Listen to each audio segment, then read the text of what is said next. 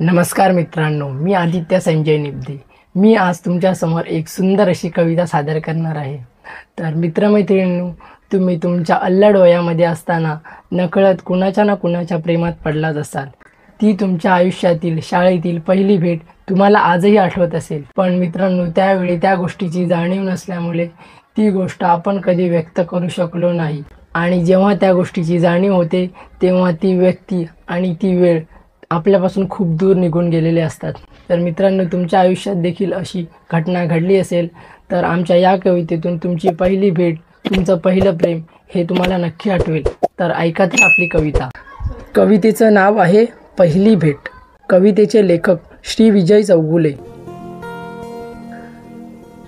आजही आठवते मला लख, आजही आठवते मला लख, तुझी माझी पहिली भेट। तुला पाहता क्षणी चक्क, तुला पाहता क्षणी चक्क, माझ्या काळजातच जाऊन बसलीस थेट। तुझं अलगद हळुवार चालणं, तुझं अलगद हळुवार चालणं, मध्येच थांबून मागे वळून बघणं। गालातल्या गालात गोड हसणं, गालातल्या गालात गोड हसणं, तेव्हाच भरलं माझ्या मनात तुझं रूप देखणं।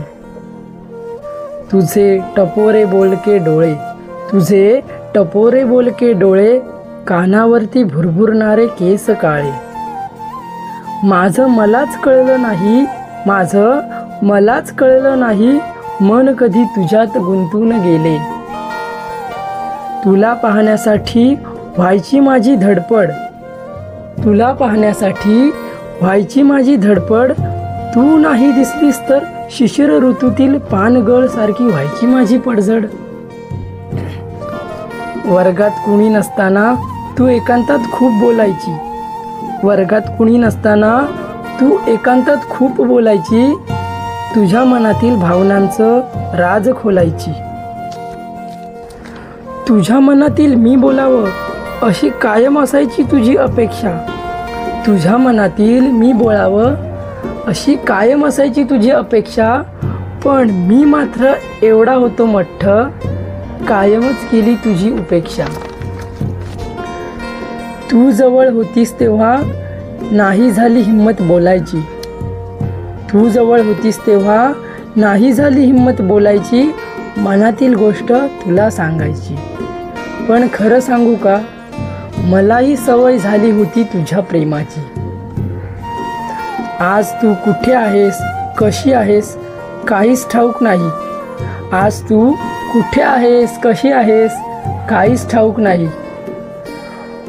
पण खरं सांगतो, आजही तुझी आठवण आल्यावर मन व्याकुळ झाल्याशिवाय राहत नाही। आजही तुझी आठवण आल्यावर मन व्याकुळ झाल्याशिवाय राहत नाही।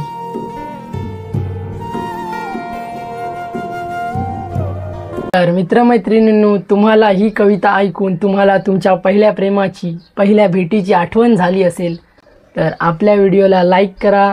तुमचं मत आम्हाला कमेंट्स बॉक्समध्ये नक्की सांगा आणि अशाच नवनवीन व्हिडिओसाठी, कवितेंसाठी आपल्या चॅनलला सबस्क्राईब करा। धन्यवाद।